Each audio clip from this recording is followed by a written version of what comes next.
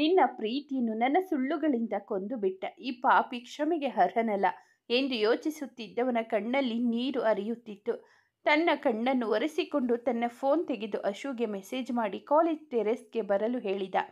ಅವನ ಮೆಸೇಜ್ ಓದಿದ ಅವಳು ಒಂದೇ ನಿಮಿಷಕ್ಕೆ ಅಲ್ಲಿ ಹಾಜರಾದಳು.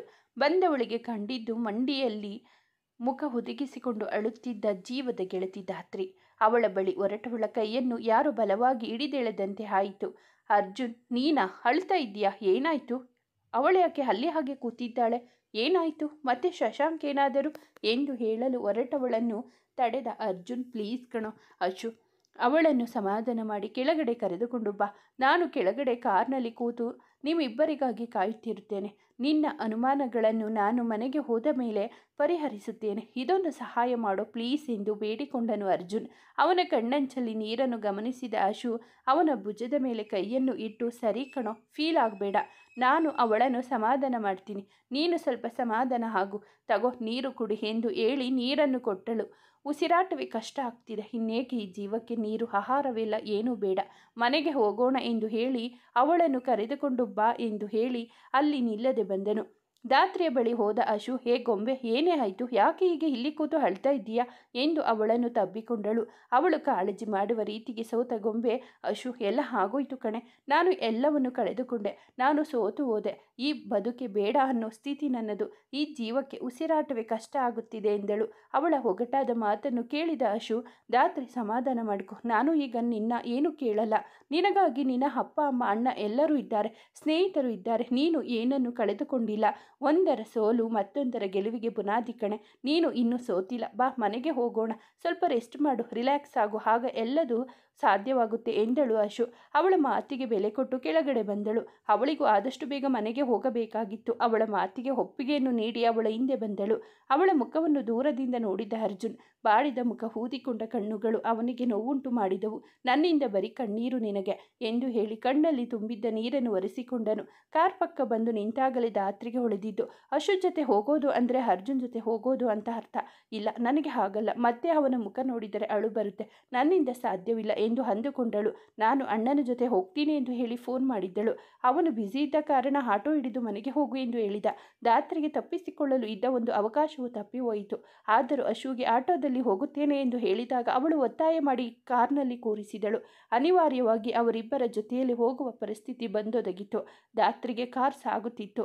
ಯಾರಲ್ಲೂ ಮಾತು ಇರಲಿಲ್ಲ. ಕಣ್ಣು ಮುಚ್ಚಿ ಮಲಗಿದ್ದಳು ಧಾತ್ರಿ. ಅವಳ ಕಣ್ಣಿನಿಂದ ನೀರು ಹರಿಯುತ್ತಲೇ ಇತ್ತು. ಅರ್ಜುನ್ ನಿಮಿಷಕ್ಕೆ 10 ಸಾರಿ ತಿರುಗಿ ತಿರುಗಿ ನೋಡುತ್ತಿದ್ದ. ಅವರ ಮನೆ ವಿಳಾಸ ಗೊತ್ತಿಲ್ಲದ ಕಾರಣ ಅವಳು ಅವನ ಜೊತೆ ಮಾತನಾಡಲೇಬೇಕಾಯಿತು. ಹೇಗೋ ಕಷ್ಟಪಟ್ಟು ವಿಳಾಸ ಹೇಳಿ ಮನೆ ತಲುಪಿದಳು. ಅವಳು ಕಾರ್ನಿಂದ ಇಳಿದಾಗ, ಅಶು, ನೀನು ಅವಳ ಜೊತೆ ಹೋಗಿರು, ನಾನು ನೀನೊಂದು ಅರ್ಧ ಗಂಟೆಗೆ ಡ್ರೈವರ್ ಕಳುಹಿಸ್ತೀನಿ ಇಲ್ಲಿಗೆ ಎಂದನು ಅರ್ಜುನ್. ಅವನ ಮಾತಿಗೆ ಸರಿ ಎಂದು ಅವಳ ಜೊತೆ ಅವರ ಮನೆಯೊಳಗೆ ಹೋದರು ಇಬ್ಬರು. ಅವರಿಬ್ಬರು ಮನೆಯೊಳಗೆ ಹೋಗುವ ತನಕ ಕಾದು ಮುಂದೆ ಸಾಗಿದ ಅರ್ಜುನ್. ಅಪ್ಪ ಅಮ್ಮನಿಗೆ ಗೊತ್ತಾಗಬಾರದು ಎಂದು ಕಷ್ಟಪಟ್ಟು ನಗುತ್ತಾ ಮಾತನಾಡುತ್ತಿದ್ದಳು ಧಾತ್ರಿ. ಅವಳನ್ನು ನೋಡಿ ಒಳಗೊಳಗೆ ಸಂಕಟ ಪಡುತ್ತಿದ್ದಳು ಅಶ್ವಿನಿ. ಅಮ್ಮ ಕೊಟ್ಟ ಕಾಫಿ ತಿಂಡಿ ತಿನ್ನುವ ನಾಟಕ ಮಾಡುತ್ತಿದ್ದರು ಇಬ್ಬರು. ಧಾತ್ರಿ ಸಂಕಟ ಪಡುತ್ತಿರುವುದನ್ನು ನೋಡಲಾಗದೆ ಮನೆ ತೋರಿಸು ಎಂದು ಹೇಳಿ ಕರೆದುಕೊಂಡು ಹೊರಟಳು ಅಶು. ರೂಮ್ ಒಳಗಡೆ ಹೋದ ಧಾತ್ರಿ ಮತ್ತೆ ಅಳಲು ಶುರು ಹಚ್ಚಿಕೊಂಡಳು. ಸಮಾಧಾನವಾಗುವವರೆಗೆ ಅವಳು ಅಳಲಿ ಎಂದು ಬಿಟ್ಟಳು ಅಶು. ಅವಳ ಬೆನ್ನನ್ನು ಸವರುತ್ತಾ ಅವಳ ಪಕ್ಕ ಕುಳಿತಳು ಅಶು. ಸ್ವಲ್ಪ ಹೊತ್ತಿಗೆ ಸಾವರಿಸಿಕೊಂಡ ಹುಡುಗಿ, ಥ್ಯಾಂಕ್ ಯು ಕಣೆ ಅಶು, ಇವತ್ತು ನೀನಿಲ್ಲದೆ ಇದ್ದಿದ್ದರೆ ನನಗೆ ತುಂಬ ಕಷ್ಟ ಆಗ್ತಾ ಇತ್ತು ಎಂದಳು ಧಾತ್ರಿ. ಥ್ಯಾಂಕ್ಸ್ ಎಲ್ಲ ಏನೂ ಬೇಡ, ಹೇಳು ಏನಾಯಿತು ಎಂದಳು ಅಶು. ಮಾತನಾಡದೆ ಸುಮ್ಮನೆ ತಲೆ ತಗ್ಗಿಸಿ ಕೂತಳು ಧಾತ್ರಿ. ಸಮಯ ಬಂದಾಗ ನಿಜವಾಗಿಯೂ ಹೇಳುವೆ, ಈಗ ಒತ್ತಾಯಿಸಬೇಡ ಎಂದಳು ಧಾತ್ರಿ. ನೀನು ಹೀಗೆ ಹೇಳಿದರೆ ನಾನೇನು ಹೇಳಲಿ ಧಾತ್ರಿ, ನನಗೆ ನೀನು ಖುಷಿಯಾಗಿರಬೇಕು ಎಂದಳು ಅಶು. ಅಳುವುದರಿಂದ ಏನೂ ಆಗಲ್ಲ, ಅತ್ತರೆ ಮತ್ತೆ ಮತ್ತೆ ಕುಗ್ಗಿ ಹೋಗ್ತೀಯ ಹೊರತು ಆ ದುಃಖದಿಂದ ಹೊರಬರಲು ಆಗಲ್ಲ. ಸಂತೋಷ ಅನ್ನೋದು ಎಲ್ಲೋ ಒಂದು ಕಡೆ ಸಿಗೋ ವಸ್ತುವಲ್ಲ, ನಮ್ಮ ಮನಸ್ಥಿತಿಯೇ ಸಂತೋಷ. ನೀನು ನಿನ್ನ ಮನಸ್ಸಿಗೆ ಏನನ್ನು ತುಂಬುವೆಯೋ ಅದೇ ನಿನಗೆ ವಾಪಸ್ ಸಿಗುತ್ತದೆ. ನೀನು ಹೇಳಿಕೊಟ್ಟಂತೆ ನಡೆಯುತ್ತದೆ ಮನ. ನಿನ್ನ ಮನಸ್ಸಿಗೆ ಅಧಿಪತಿ ನೀನು ಆಗಿರಬೇಕು ಹೊರತು ಬೇರೆಯವರಲ್ಲ. ಖುಷಿ ಪಡಲು ಬೇರೆ ಬೇರೆ ಅವಕಾಶಗಳು ಇವೆ, ಹಾಗೆ ದುಃಖ ಪಡಲು ಬೇರೆ ಬೇರೆ ಅವಕಾಶಗಳಿವೆ. ಆಯ್ಕೆ ನಿನ್ನದಾಗಿರಬೇಕು ಅಷ್ಟೆ. ನಾನು ಹೇಳಿದ್ದು ನಿನಗೆ ಅರ್ಥ ಆಯಿತು ಅಂತ ಅನ್ಕೊತೀನಿ. ಬೇಸರ ಬೇಡ, ಬಿಟಾಕು ಎಲ್ಲವನ್ನು. ನಾಳೆ ನೀನು ಕಾಲೇಜ್ ಬರುವಾಗ ಹೊಸ ಧಾತ್ರಿ ಆಗಿರುವೆ ಎನ್ನುವ ನಿರೀಕ್ಷೆಯಲ್ಲಿ ಇರುತ್ತೇನೆ ಎಂದು ಹೇಳಿ ಅವಳ ಹಣೆಗೆ ಸಿಹಿ ಮುತ್ತನ್ನಿಟ್ಟು ಎಲ್ಲರಿಗೂ ತಿಳಿಸಿ ಮನೆ ಕಡೆ ಬಂದಳು ಅಶು. ಅವರಿಬ್ಬರನ್ನು ಧಾತ್ರಿಯ ಮನೆಯಲ್ಲಿ ಬಿಟ್ಟವನ ಕಾರಿನ ವೇಗ 100ರ ಗಡಿ ದಾಟಿತ್ತು. ತಾನೇ ಏನು ಮಾಡುತ್ತಿರುವೆ ಅನ್ನುವ ಪರಿವೆಯೇ ಇಲ್ಲದಂತೆ ಕಾರ್ ಚಲಾಯಿಸುತ್ತಿದ್ದ ಅರ್ಜುನ್. ಅವನ ಮನಸ್ಸು ಸ್ಥೀಮಿತ ಕಳೆದುಕೊಂಡು ಹಳೆಯ ಘಟನೆಗಳತ್ತ ಸಾಗುತ್ತಿತ್ತು. ಪ್ರೀತಿಯನ್ನೇ ನಂಬಿ ಪ್ರೀತಿಗೆ ಬೆಲೆ ಕೊಡುವ ಒಂದು ಕುಟುಂಬವು ಪ್ರೀತಿ ಎಂದರೆ ಸಾಕು ಮೋಸ ಎಂದು ಹೆದರುವ ಹಂತವನ್ನು ತಲುಪಿತ್ತು. ಹದಿಹರೆಯದ ಪ್ರೀತಿ ಕೆಲವು ಒಬ್ಬರ ಬದುಕಿನಲ್ಲಿ ಆಟ ಆಡಿ ಮೋಸಗೊಳಿಸಿ ಅವರ ಜೀವನವನ್ನೇ ಹಾಳು ಮಾಡುತ್ತದೆ. ಇದು ಎಷ್ಟೋ ಜನರ ಜೀವನದಲ್ಲಿ ನಡೆಯುವ ಘಟನೆ. ಹಾಗೆ ರಾಘವೇಂದ್ರ ಅವರ ಕುಟುಂಬದ ಪ್ರೀತಿಯ ಹೆಣ್ಣು ಮಗಳು ಹದಿಹರೆಯದ ಪ್ರೀತಿಯನ್ನು ನಂಬಿ ಮೋಸ ಹೋಗಿ ತನ್ನ ಜೀವನವನ್ನು ತನ್ನ ಕೈಯಾರೆ ಕಳೆದುಕೊಂಡಿದ್ದಳು. ಅವಳು ಅವರ ಮನೆಯ ಹಿರಿಯ ಮಗಳು. ಅವಳು ಹುಟ್ಟಿದಾಗ ಆ ಮನೆಯಲ್ಲಿ ಸಂಭ್ರಮ ಸಡಗರ. ರಾಘವೇಂದ್ರ ಮತ್ತು ಅನ್ನಪೂರ್ಣೇಶ್ವರಿ ಅವರಿಗೆ ಹೆಣ್ಣು ಸಂತಾನ ಇರದ ಕಾರಣ ಮೊದಲ ಮಗನಿಗೆ ಮೊದಲು ಹೆಣ್ಣು ಮಗು ಹುಟ್ಟಿದಾಗ ಆ ಮನೆಯ ಆನಂದ ಮುಗಿಲು ಮುಟ್ಟಿತು. ಅವಳು ಅನುಷಾ, ಎಲ್ಲರ ಮುದ್ದಿನ ಮಗಳು. ಬೇಕು ಹೇಳಿದ್ದೆಲ್ಲ ಕೇಳುವುದಕ್ಕಿಂತ ಮುಂಚೆಯೇ ಕೈನಲ್ಲಿ ಇರುತ್ತಿತ್ತು. ಅವಳ ನಂತರ ಸುಮಾರು 8 ವರ್ಷದ ನಂತರ ಹುಟ್ಟಿದವಳೇ ಅನಿತಾಳ ನಂತರ 5 ವರ್ಷದ ಅಂತರದಲ್ಲಿ ಹುಟ್ಟಿದವರೇ ಅರ್ಜುನ್ ಮತ್ತು ಅಶ್ವಿನಿ. ಅವರೆಲ್ಲರಿಗಿಂತ ಅನುಷಾ ಎಲ್ಲರಿಗೂ ಪ್ರಿಯ. ಮನೆಯಲ್ಲಿ ಎಲ್ಲರೂ ಅವಳು ಹೇಳಿದಂತೆ ಆಗುತ್ತಿತ್ತು. ಆದರೆ ಕಾಲೇಜಿಗೆ ಹೋಗುವ ಸಮಯದಲ್ಲಿ ಅವಳಿಗೆ ಒಂದು ಹುಡುಗನ ಪರಿಚಯವಾಯಿತು. ಪರಿಚಯ ಸ್ನೇಹವಾಗಿ ಬರುತ್ತಾ ಅದು ಪ್ರೀತಿಯಾಯಿತು. ಅವನು ಕೇವಲ ಮೋಜಿಗಾಗಿ ಪ್ರೀತಿಸಿದ್ದ. ಆದರೆ ಇವಳ ಪ್ರೀತಿ ನಿಜವಾಗಿತ್ತು. ತನ್ನವನು ಎಂದು ಪ್ರೀತಿಸಿದಳು. ಅವನ ಪ್ರೀತಿಯಲ್ಲಿ ಆಗಿರುವ ಮೋಸ ತಿಳಿಯಲಿಲ್ಲ. ನಿಜ ಪ್ರೀತಿ ಎಂದು ಪ್ರೀತಿಸಿದಳು. ಅವನ ಜೊತೆ ತನ್ನ ಮುಂದಿನ ಜೀವನ ಎಂದು ಕನಸುಗಳನ್ನು ಹೆಣೆದಳು.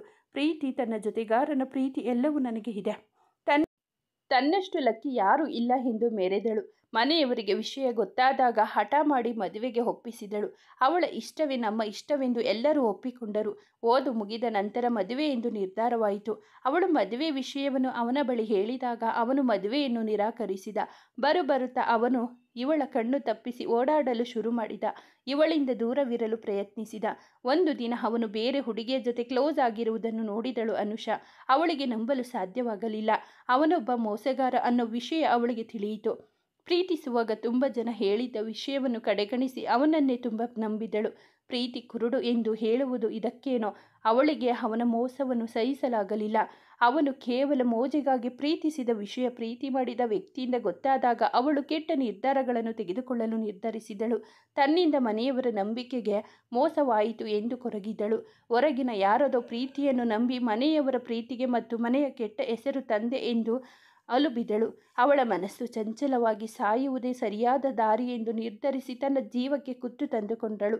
ಈ ಘಟನೆ ಈ ಕುಟುಂಬದಲ್ಲಿ ನಡೆದ ದಿನದಿಂದ ಮನೆಯವರೆಲ್ಲರಿಗೂ ಪ್ರೇಮ ವಿವಾಹದ ಬಗ್ಗೆ ಜಿಗುಪ್ಸೆ ಹುಟ್ಟಿಕೊಂಡಿತು. ಮತ್ತೆ ಎಲ್ಲಿ ಮನೆ ಮಕ್ಕಳನ್ನು ಕಳೆದುಕೊಂಡು ಬಿಡುತ್ತೀವೋ ಅನ್ನೋ ಕಾರಣಕ್ಕೆ ಪ್ರೀತಿ ಪ್ರೇಮಕ್ಕೆ ಮನೆಯಲ್ಲಿ ಎಂದಿಗೂ ಜಾಗ ನೀಡಬಾರದು. ಹಾಗೂ ನಾವು ನೋಡಿ ಮಾಡಿದ ಮದುವೆಯೇ ನಮ್ಮ ಮಕ್ಕಳ ಜೀವನಕ್ಕೆ ಸರಿಯಾದ ಮಾರ್ಗವನ್ನು ತೋರಿಸುತ್ತದೆ ಎಂದು ನಿರ್ಧರಿಸಿ ನಾವು ಇಟ್ಟ ಪ್ರೀತಿ, ನಂಬಿಕೆ ಆಗುವ ವಿಶ್ವಾಸಕ್ಕೆ ಮೋಸ ಆಗಬಾರದೆಂದು ಮೊಮ್ಮಕ್ಕಳಿಂದ ಪ್ರಮಾಣ ಮಾಡಿಸಿಕೊಂಡರು ರಾಘವೇಂದ್ರ ಅವರು. ಆ ಮಾತಿಗೆ ಕಟ್ಟುಬಿದ್ದು ಅರ್ಜುನ್ ತನ್ನ ಪ್ರೀತಿಯನ್ನು ಮೊಗ್ಗಾಗಿ ಅರಳುವ ಮುನ್ನವೇ ಸಾಯಿಸಲು ಪ್ರಯತ್ನಿಸಿದ. ಆದರೆ ಅದು ವಿಫಲವಾಯಿತು. ಅವಳಿಗೆ ಅವನು ಸೋತ. ಆದರೆ ಆ ವಿಷಯವನ್ನು ಅವಳಿಗೆ ಹೇಳಲು ಆಗದೆ, ಅವಳನ್ನು ದೂರ ಮಾಡಲು ಆಗದೆ, ಮನೆಯವರಿಗೆ ಬೇಸರ ಮಾಡಲು ಮನಸ್ಸು ಒಪ್ಪದೆ ಒದ್ದಾಡುತ್ತಿದ್ದಾನೆ. ಧಾತ್ರಿಯ ಪ್ರೀತಿಯನ್ನು ಅವಮಾನ ಮಾಡಿ ದೂಷಿಸಿದರೆ ಅವಳು ತನ್ನನ್ನು ಮರೆಯಬಹುದು ಎಂದು ನಿರ್ಧರಿಸಿದ. ಆದರೆ ಪ್ರೀತಿ ಒಂದು ಸಲ ಹುಟ್ಟಿದ ಮೇಲೆ ಸಾಯಲು ಸಾಧ್ಯವೇ? ಅದು ಮನದಲ್ಲಿ ಯಾವಾಗಲೂ ಹಚ್ಚ ಹಸಿರಾಗಿರುತ್ತದೆ. ಎಷ್ಟೇ ಮರೆಯಲು ಪ್ರಯತ್ನ ಪಟ್ಟರೂ ಅವನಿಂದ ಅದು ಸಾಧ್ಯವಾಗಲಿಲ್ಲ. ಮತ್ತೆ ಅವಳನ್ನು ತನ್ನ ಕಾಲೇಜಿನಲ್ಲಿ ನೋಡಿದಾಗ ಮತ್ತೆ ಅವನು ಪ್ರೀತಿಯಲ್ಲಿ ಬಿದ್ದ. ಅವನ ಹೃದಯ ಮತ್ತೆ ಇದು ತಪ್ಪು, ಪ್ರೀತಿಯನ್ನು ಒಪ್ಪಿ ಸ್ವೀಕರಿಸು ಎಂದು ಹೇಳಿದಾಗಲೂ ಅವನು ಕುಟುಂಬದ ಮಾತಿಗೆ ಬೆಲೆ ಕೊಟ್ಟು ತನ್ನ ಪ್ರೀತಿಗೆ ಸುಳ್ಳು ಹೇಳಿ ದೂರ ಇಡಲು ಪ್ರಯತ್ನಿಸುತ್ತಿದ್ದಾನೆ. ಮಿಸ್ ಯು ಅಕ್ಕ, ಮಿಸ್ ಯು ಎಂದು ಕಣ್ಣೀರಿಟ್ಟ ಅರ್ಜುನ್ ತನ್ನ ನೆನಪುಗಳಿಂದ ಎಚ್ಚೆತ್ತವನ ಕಾರ್ ಮತ್ತು ವೇಗವನ್ನು ಪಡೆದುಕೊಂಡಿತು. ಅವನಿಗೆ ತನ್ನ ಕಾರ್ನ ವೇಗವನ್ನು ಕಮ್ಮಿ ಮಾಡಲು ಆಗಲೇ ಇಲ್ಲ. ಅಲ್ಲೊಂದು ಅಚಾತುರ್ಯ ನಡೆದೇ ಹೋಯಿತು. ಅವನ ಕಾರ್ ಎದುರಿಗೆ ಇದ್ದ ದೊಡ್ಡದಾದ ಮರಕ್ಕೆ ಡಿಕ್ಕಿ ಹೊಡೆಯಿತು. ಹೊಡೆದ ರಭಸಕ್ಕೆ ಅವನಿಗೆ ತುಂಬ ಏಟಾಗಿ ಎಚ್ಚರ ತಪ್ಪಿ ಹೋಯಿತು. ಅವನ ಕಾರ್ ನಜ್ಜುಗುಜ್ಜಾಯಿತು. ಅರ್ಜುನ್ ತಲೆಯಿಂದ ರಕ್ತ ಸುರಿಯುತ್ತಿತ್ತು. ಹಾಗೆ ಅವನ ಕಾಲುಗಳು ಸಿಕ್ಕಿ ಹಾಕಿಕೊಂಡಿತು. ಅದೊಂದು ನಿರ್ಜನ ಪ್ರದೇಶ ಆಗಿದ್ದರಿಂದ ಯಾರೂ ಇರಲಿಲ್ಲ. ದಾರಿಯಲ್ಲಿ ಬರುತ್ತಿದ್ದ ಒಬ್ಬ ವ್ಯಕ್ತಿ ಅರ್ಜುನ್ ನೋಡಿ ಅವನನ್ನು ಹೇಗೋ ಕಷ್ಟಪಟ್ಟು ಸಿಕ್ಕಿ ಹಾಕಿಕೊಂಡಿದ್ದ ಕಾಲುಗಳನ್ನು ಬಿಡಿಸಿಕೊಂಡು ತನ್ನದೇ ಕಾರ್ನಲ್ಲಿ ಹತ್ತಿರದಲ್ಲಿರುವ ಆಸ್ಪತ್ರೆಗೆ ಸೇರಿಸಿದ. ಹಲೋ ಡಾಕ್ಟರ್, ನಾನು ಸತೀಶ್. ನಾನು ಇಲ್ಲಿಗೆ ಹೊಸದಾಗಿ ಬಂದಿರೋ ಪೊಲೀಸ್ ಆಫೀಸರ್ ಎಂದು ಪರಿಚಯ ಮಾಡಿಕೊಂಡ. ಅರ್ಜುನ್ನನ್ನು ಹಾಸ್ಪಿಟಲ್ಗೆ ಸೇರಿಸಿದ ವ್ಯಕ್ತಿ ಹೇಗಿದ್ದಾರೆ ಅವರು ಎಂದನು Satish. Nothing to worry sir, ಸ್ವಲ್ಪ ಕಾಲಿಗೆ ಏಟುಗಳಾಗಿವೆ, ಟ್ರೀಟ್ಮೆಂಟ್ ಶುರು ಮಾಡಿದ್ದೇವೆ ಎಂದು ಹೇಳಿದರು ಡಾಕ್ಟರ್. ಅವರ ಮನೆಯವರು ನನಗೆ ಪರಿಚಯದವರು, ಅವರಿಗೆ ವಿಷಯ ತಿಳಿಸಿರುವೆ. ಅವರು ಬಂದರೆ ಪ್ರಾಬ್ಲಮ್ ಇಲ್ಲ ಅನ್ನೋದನ್ನು ಅವರಿಗೆಲ್ಲರಿಗೂ ತಿಳಿಸಿ ಎಂದು ಡಾಕ್ಟರ್ ಹೇಳಿ ಅಲ್ಲಿಂದ ಹೋದರು. ಕಾಲೇಜು ಮುಗಿಸಿ ಮನೆ ಕಡೆ ಹೊರಟ ಸಮರ್ಥ್ಗೆ ಸತೀಶ್ ಇಲ್ಲಿಗೆ ಬರುವುದು ನೆನಪಾಗಿ ಅವನಿಗೆ ಫೋನ್ ಮಾಡಿದ. ಹಾಯ್ ಸತಿ, ಎಲ್ಲೋ ಇದೆಯಾ? ಬೆಳಿಗ್ಗೆನೇ ಹೊರಡ್ತೀನಿ ಅಂದಿದ್ದೆ, ಮನೆಗೆ ಬಂದ್ಯಾ ಎಂದು ವಿಚಾರಿಸಿದ ಸಮರ್ಥ್. ಇಲ್ಲ ಕಣೋ ಸಮರ್ಥ್, ನಾನು ಈಗ ಹಾಸ್ಪಿಟಲ್ನಲ್ಲಿ ಇದ್ದೀನಿ. ಬರುವಾಗ ದಾರಿಯಲ್ಲಿ ಆಕ್ಸಿಡೆಂಟ್ ಆಗಿತ್ತು, ಅವರನ್ನು ಹಾಸ್ಪಿಟಲ್ ಅಡ್ಮಿಟ್ ಮಾಡಿದ್ದೀನಿ. ಇಲ್ಲೇ ಹತ್ತಿರ ಇರೋ ಸಿಟಿ ಹಾಸ್ಪಿಟಲ್ನಲ್ಲಿಗೆ ಬಾ, ಒಟ್ಟಿಗೆ ಹೋಗೋಣ ಮನೆಗೆ ಎಂದು ಹೇಳಿ ಕಾಲ್ ಕಟ್ ಮಾಡಿದ ಸತೀಶ್. ಸ್ವಲ್ಪ ಹೊತ್ತಿಗೆ ಅಲ್ಲಿ ಹಾಜರಾಗಿದ್ದ ಸಮರ್ಥ್ ಜೀವದ ಗೆಳೆಯರು ಅಪ್ಪಿಕೊಂಡು ಕುಶಲೋಪರಿ ಮಾತನಾಡುತ್ತಿದ್ದರು. ವಿಷಯ ತಿಳಿದ ಅರ್ಜುನ್ ಮನೆಯವರು ತುಂಬ ಗಾಬರಿಗೊಂಡಿದ್ದರು. ಅವರಿಗೆ ಸಮರ್ಥ್ ಮತ್ತು ಸತಿ ಸಮಾಧಾನ ಮಾಡಿದ್ದರು. ಅವರೆಲ್ಲರ ಬೇಡಿಕೆ ಒಂದೇ ಆಗಿದ್ದು ಮಗನಿಗೆ ಏನು ಆಗದಿರಲಿ ಎನ್ನುವುದು. ಮನೆಯವರೆಲ್ಲರೂ ದುಃಖಿಸುತ್ತಿದ್ದರು. ಅವರಿಗೆ ಸಮಾಧಾನ ಮಾಡುವುದೇ ದೊಡ್ಡ ಕಷ್ಟದ ಕೆಲಸವಾಗಿತ್ತು. ಅಶುಗೆ ಮತ್ತು ಅನುಗೆ ತಮ್ಮ ದುಃಖವನ್ನು ಹೊರಹಾಕದೆ ಅವರನ್ನು ಸಮಾಧಾನಪಡಿಸಲು ಪ್ರಯತ್ನ ಪಡುತ್ತಿದ್ದರು ಇಬ್ಬರು. ಸತೀಶ್ ಮತ್ತು ಸಮರ್ಥ್ಗೆ ಧನ್ಯವಾದಗಳು ತಿಳಿಸಿದರು ಮನೆಯವರೆಲ್ಲರೂ. ಟ್ರೀಟ್ಮೆಂಟ್ ಮುಗಿಸಿ ಹೊರಗಡೆ ಬಂದ ಡಾಕ್ಟರ್, ಪ್ರಾಣಕ್ಕೇನು ಅಪಾಯವಿಲ್ಲ, ರಕ್ತ ಸ್ವಲ್ಪ ಜಾಸ್ತಿ ಹೋಗಿದೆ, ಹಾಗೆ ಕಾಲಿಗೆ ತುಂಬ ಏಟಾಗಿದೆ, ಸ್ವಲ್ಪ ಜಾಸ್ತಿನೇ ರೆಸ್ಟ್ ಬೇಕು, ತಲೆಗೆ ಏಟುಗಳು ಅಷ್ಟೇನು ಆಳವಾಗಿ ಆಗಿಲ್ಲ, ಅದಕ್ಕೆ ಏನೂ ಪ್ರಾಬ್ಲಮ್ ಇಲ್ಲ, ಇನ್ನು 24 ಗಂಟೆಗಳಲ್ಲಿ ಎಚ್ಚರವಾಗುತ್ತೆ, ಭಯಪಡುವ ಅವಶ್ಯಕತೆ ಇಲ್ಲ ಎಂದರು. ಅವರ ಮಾತು ಸ್ವಲ್ಪ ಸಮಾಧಾನ ತರಿಸಿತು ಮನೆಯವರೆಲ್ಲರಿಗೂ. ನಿರಾಳರಾದರು ಎಲ್ಲರೂ. ಅವನಿಗೆ ಎಚ್ಚರವಾಗುವುದನ್ನು ಕಾಯುತ್ತಾ ಕೂತರು ಎಲ್ಲರೂ. ಸಮರ್ಥ್ ಮತ್ತು ಸತೀಶ್ ನಾಳೆ ಬರುವುದಾಗಿ ತಿಳಿಸಿ ಮನೆಯ ಕಡೆ ಬಂದರು. ತಲೆಯಲ್ಲಿರುವ ಎಲ್ಲ ಆಲೋಚನೆಗಳನ್ನು, ತನ್ನ ನೋವುಗಳನ್ನು ಹೋಗಲಾಡಿಸಲು ಆಗದೆ ಸುಮ್ಮನೆ ಕಣ್ಣು ಮುಚ್ಚಿ ಮಲಗಿದ್ದ ಹುಡುಗಿಗೆ ಕೆಟ್ಟ ಕನಸೊಂದು ಎಚ್ಚರವಾದಾಗ ತುಂಬ ತಡವಾಗಿತ್ತು. ಶಾರದಾ ಅವರು 2 ಸಲ ಬಂದು ಹೋಗಿದ್ದರು. ಬೆಳಿಗ್ಗೆ ಬೇಗ ಎದ್ದು ಗೊತ್ತಿರದ ಹುಡುಗಿ ಬೇಗ ಎದ್ದಿದ್ದರಿಂದ ನಿದ್ದೆ ಸರಿಯಾಗಿಲ್ಲ ಎಂದು ಭಾವಿಸಿದ ಶಾರದಾ ಅವಳನ್ನು ಎಬ್ಬಿಸುವ ಪ್ರಯತ್ನ ಮಾಡಲಿಲ್ಲ. ಬೇವರಿದ ತನ್ನ ಮುಖವನ್ನು ದುಪಟಾದಿಂದ ಒರೆಸುತ್ತಾ, ದೇವರೇ, ಯಾರಿಗೂ ಕೆಟ್ಟದ್ದನ್ನು ಮಾಡಬೇಡ ತಂದೆ, ತುಂಬ ಭಯಾನಕ ಕನಸು, ನನಗೆ ತುಂಬ ಹತ್ತಿರದವರಿಗೆ ಏನೋ ಆಗಿದೆ ಅನ್ನುವ ಭಾವನೆ. ಅಣ್ಣ ಮನೆಗೆ ಬಂದನಾ? ತುಂಬ ತಡವಾಗಿದೆ, ಕೆಳಗಡೆ ಹೋಗಿ ನೋಡಬೇಕು ಎಂದು ತಡಬಡಾಯಿಸಿಕೊಂಡು ಎದ್ದು ಕೆಳಗಡೆ ಬಂದಳು. ನಗುತ್ತಾ ಮಾತನಾಡುತ್ತಿದ್ದರು ಎಲ್ಲರೂ. ಸಮರ್ಥ್ನ ಜೊತೆ ಕೂತ ಸತೀಶ್ನ ನೋಡಿದವಳು ಸತೀಶಣ್ಣ ಅಂದುಕೊಂಡು ಓಡಿ ಬಂದಳು. ತನ್ನೆಲ್ಲ ದುಃಖವನ್ನು ಬದಿಗೊತ್ತಿ ಸಮಾಧಾನ ಮಾಡಿಕೊಂಡ ಧಾತ್ರಿ ಮನೆಯವರು ಒಟ್ಟಿಗೆ ಸಮಯ ಕಳೆಯಲು ಪ್ರಯತ್ನ ಪಡುತ್ತಿದ್ದರು. ಅವಳ ಮನಸ್ಸು ಕನಸಿನ ಬಗ್ಗೆ ಯೋಚಿಸುತ್ತಿತ್ತು. ಯಾರಿಗೋ ಏನೋ ಆಗದಿರಲಿ ಎನ್ನುವ ಮೋರೆಯನ್ನು ದೇವರಿಗೆ ಇಡುತ್ತಿದ್ದಳು. ಅವಳ ಹೊಟ್ಟೆಯಲ್ಲಿ ಸಂಕಟವಾಗುತ್ತಿತ್ತು. ಅವಳ ನಡವಳಿಕೆ ಗಮನಿಸಿದ ಸಮರ್ಥ್ ಮತ್ತು ಸತೀಶ್, ಏನಾಯಿತು ಧಾತ್ರಿ, ಆಗ್ಲಿಂದ ಚಡಪಡಿಸ್ತಾ ಇದ್ದೀಯಾ ಎಂದರು. ತನ್ನ ಕನಸಿನ ಬಗ್ಗೆ ಹೇಳಿ ಹಾಗೆ ಏನೋ ಒಂಥರ ಸಂಕಟ ಎಂದಳು ಧಾತ್ರಿ. ಅವಳು ಮಾತಿಗೆ ನಕ್ಕ ಶಶಿಧರ್ ಅವರು, ಹಸಿವಾಗಿದೆ ನಿನಗೆ, ಅದಕ್ಕಾಗಿ ಸಂಕಟವಾಗುತ್ತಿರಬಹುದು, ಕನಸು ಕೇವಲ ಭ್ರಮೆ ಅಷ್ಟೇ, ಊಟ ಮಾಡಿದರೆ ಸರಿಯಾಗುತ್ತೆ ಎಂದು ಸಮಾಧಾನ ಮಾಡಿದರು. ಹೇಗೋ 2 ತುತ್ತನ್ನು ಗಂಟಲಿನಲ್ಲಿ ಇಳಿಸಿದಳು. ಅವಳಿಗೆ ಊಟ ಮಾಡಲು ಆಗದೆ ಮನೆಯವರ ಒತ್ತಾಯಕ್ಕೆ ಸ್ವಲ್ಪ ತಿಂದು ಹೋಗಿ ಮಲಗಿದಳು. ಮಲಗಿದ್ದರೆ ನಿದ್ರೆ ಹತ್ತಿರ ಕೂಡ ಸುಳಿಯಲಿಲ್ಲ. ವಿಚಿತ್ರ ವೇದನೆಯಿಂದ ರಾತ್ರಿಯಿಡೀ ಕೂತೆ ಬೆಳಗು ಮಾಡಿದಳು. ಅವಳ ಮನವು ಅರ್ಜುನನ್ನು ನೋಡಲು ಅವಣಿಸುತ್ತಿತ್ತು. ಬೆಳಗ್ಗೆ ಬೇಗ ಎದ್ದು ತನ್ನ ಕೆಲಸಗಳನ್ನು ಮುಗಿಸಿಕೊಂಡು ತಿಂಡಿ ತಿಂದು ತನ್ನ ಗಾಡಿ ತೆಗೆದುಕೊಂಡು ಕಾಲೇಜ್ ಕಡೆ ದಾರಿ ಹಿಡಿದಳು. ಅವಳ ವರ್ತನೆ ವಿಚಿತ್ರವೆನಿಸಿತು ಸತೀಶ್ ಮತ್ತು ಸಮರ್ಥ್ಗೆ. ಬರೀ ಕನಸಿಗೆ ಅವಳು ತಲೆಕೆಡಿಸಿಕೊಂಡಿಲ್ಲ ಕಣೋ ಸಮರ್ಥ್, ಏನೋ ಆಗಿದೆ ಇವಳಿಗೆ ಎಂದನು ಸತೀಶ್. ನನಗೂ ಕೂಡ ಹಾಗೆ ಅನಿಸ್ತಾ ಇದೆ ಸತೀಶ್ ಎಂದನು ಸಮರ್ಥ್. ಎಷ್ಟು ದಿನದ ನಂತರ ತನ್ನ ಗಾಡಿ ನೋಡಿದ ಮೇಲೂ ಅವಳು ಒಂದು ಮಾತನಾಡದೆ ಹೋಗಿದ್ದು ಅವರ ಅನುಮಾನಕ್ಕೆ ಪುಷ್ಟಿ ನೀಡಿದಂತಾಗಿತ್ತು. ಅವರಿಬ್ಬರು ಕೂಡ ರೆಡಿಯಾಗಿ ಹಾಸ್ಪಿಟಲ್ ಕಡೆ ಹೋದರು. ಗಾಡಿಯಲ್ಲಿ ಹೋಗುತ್ತಿರುವ ಅವಳ ಮೊಬೈಲ್ ಒಂದೇ ಸಮನೆ ಹೊಡೆದುಕೊಳ್ಳುತ್ತಿತ್ತು. ಗಾಡಿ ನಿಲ್ಲಿಸಿ ಮೊಬೈಲ್ ನೋಡಿದಳು ಧಾತ್ರಿ. ಅರ್ಜುನ್ಗೆ ಆಕ್ಸಿಡೆಂಟ್ ಆಗಿರೋ ವಿಷಯ ತಿಳಿಸಿದ ಅಶು ಹಾಸ್ಪಿಟಲ್ಗೆ ಬರುವಂತೆ ಕೇಳಿಕೊಂಡಳು. ಅಶು ಭಯಗೊಂಡ ಧಾತ್ರಿ ತಡ ಮಾಡದೆ ತನ್ನ ಗಾಡಿ ಚಲಾಯಿಸಿಕೊಂಡು ಆಸ್ಪತ್ರೆ ತಲುಪಿದಳು. ಅವಳಿಗಾಗಿ ಕಾಯುತ್ತಿದ್ದ ಅಶು ಅವಳನ್ನು ಬಂದು ಮಾತನಾಡಿಸಿದಳು. ಅಶು ನಾನು ಅರ್ಜುನ್ನ ನೋಡಬೇಕು, ಏನಾಯಿತು ಅವನಿಗೆ ಎಂದು ಬಡಬಡಾಯಿಸುತ್ತಿದ್ದ ಧಾತ್ರಿಗೆ, ಅವನಿಗೆ ಏನೂ ಆಗಿಲ್ಲ, ಆರಾಮಾಗಿ ಇದ್ದಾನೆ, ಮಧ್ಯರಾತ್ರಿ ಎಚ್ಚರ ಆಯಿತು, ಈಗ ತಿಂಡಿ ತಿಂದು ಆರಾಮಾಗಿ ಮಲಗಿದ್ದಾನೆ, ಸ್ವಲ್ಪ ಅಲ್ಲಲ್ಲಿ ಗಾಯಗಳಾಗಿವೆ, ಬಿಟ್ಟರೆ ಕಾಲು ಮುರಿದಿದೆ, 1 ಮಂತ್ ಬೆಡ್ ರೆಸ್ಟ್ ಹೇಳಿದ್ದಾರೆ, ಮತ್ತೇನು ತೊಂದರೆ ಇಲ್ಲ. ನೋಡು, ನೀನು ಈಗ ಅವನನ್ನು ನೋಡಬೇಕು ಅಂದರೆ ನಾನು ಕೇಳೋ ಪ್ರಶ್ನೆಗಳಿಗೆ ಉತ್ತರ ಕೊಡು, ಆಗಬೇಕು ಅವನನ್ನು ನೋಡಬಹುದು ಎಂದಳು ಅಶು.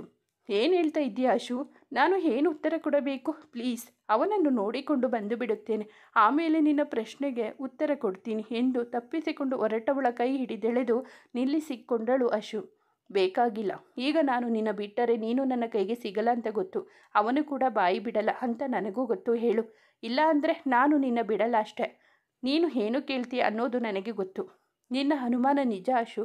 ನನಗೆ ಅರ್ಜುನ್ ಪರಿಚಯ ಮೊದಲೇ ಇದೆ. 3 ವರ್ಷದ ಹಿಂದೆ ಚಿಕ್ಕಮಗಳೂರಿನಲ್ಲಿ ಒಂದು ಸೆಮಿನಾರ್ನಲ್ಲಿ ನಾನು ಅವನನ್ನು ಮೊದಲ ಸಾರಿ ನೋಡಿದ್ದು. ನಾನು ಅಲ್ಲಿ ಪಾರ್ಟಿಸಿಪೇಟ್ ಆಗಿ ಹೋಗಿದ್ದೆ. ನಮ್ಮ ಕಾಲೇಜಿನಿಂದ ನಾನು ಸೆಲೆಕ್ಟ್ ಆಗಿದ್ದೆ. ಒಂದು ರೆಸಾರ್ಟ್ನಲ್ಲಿ ಸೆಮಿನಾರ್ ಕಂಡಕ್ಟ್ ಮಾಡಿದರು. ನಾನು 2ನೇ ರೌಂಡ್ಗೆ ಸೆಲೆಕ್ಟ್ ಆದೆ. ಮಾರನೇ ದಿನ 2ನೇ ರೌಂಡ್ ಇರೋದ್ರಿಂದ ಅಲ್ಲಿ ರೆಸಾರ್ಟ್ನಲ್ಲಿ ಸೆಲೆಕ್ಟ್ ಆಗಿದ್ದ ಎಲ್ಲರಿಗೂ ರೂಮ್ ಕೊಟ್ಟಿದ್ದರು. ನಾನು ರಾತ್ರಿ ಊಟ ಮುಗಿಸಿ ವಾಕ್ ಮಾಡುವಾಗ ಒಬ್ಬ ಬಂದು ನನ್ನ ಹತ್ತಿರ ದಾತ್ರೆ ಅಂದರೆ ನೀವೇನಾ ಅಂತ ಕೇಳಿದ. ಹಾಗೆ ನಿಮ್ಮನ್ನು ನೋಡಿಕೊಂಡು ನಿಮ್ಮ ಮನೆಯವರು ಬಂದಿದ್ದಾರೆ, ವಿಸಿಟರ್ಸ್ ರೂಮ್ನಲ್ಲಿ ಇದ್ದಾರೆ, ಹೋಗಿ ಮೇಡಮ್ ಅಂದ. ನಾನು ಹಿಂದೆ ಮುಂದೆ ಯೋಚನೆ ಕೂಡ ಮಾಡದೆ ವಿಸಿಟರ್ಸ್ ರೂಮ್ ಕಡೆ ಹೋದೆ. ಅಲ್ಲಿ ಹೋಗಿ ನೋಡಿದರೆ ಯಾರೂ ಇರಲಿಲ್ಲ. ಯಾರೂ ಇಲ್ಲ ಅಂದುಕೊಂಡು ಹೊರಗಡೆ ಬರುವಾಗ ಯಾರು ಬಲವಾಗಿ ಹಿಡಿದು ಎಳೆದರು. ಯಾರು ಅಂತ ನೋಡಿದರೆ ರೆಸಾರ್ಟ್ನ ಮ್ಯಾನೇಜರ್. ಎಷ್ಟೇ ಕೊಸರಾಡಿದರೂ ಅವನ ಹಿಡಿತ ನನ್ನ ಮೇಲೆ ಬಲವಾಗುತ್ತಾ ಬಂತು. ಹೇಗಾದರೂ ತಪ್ಪಿಸಿಕೊಳ್ಳಲೇಬೇಕು ಅಂತ ತುಂಬ ಹೋರಾಡಿದೆ. ಆಗ ನನಗೆ ಅವನು ಒಂದು ಹೊಡೆದ. ಒಂದೇ ಹೊಡೆತಕ್ಕೆ ನನಗೆ ಪ್ರಜ್ಞೆ ತಪ್ಪೋಯ್ತು. ನನಗೆ ಎಚ್ಚರ ಆದಾಗ ನನ್ನ ಪಕ್ಕ ಅರ್ಜುನ್ ಕೂತಿದ್ದ. ಅವನು ನಾನು ಹೋಗಿರುವುದನ್ನು ನೋಡಿದ್ದಾನೆ.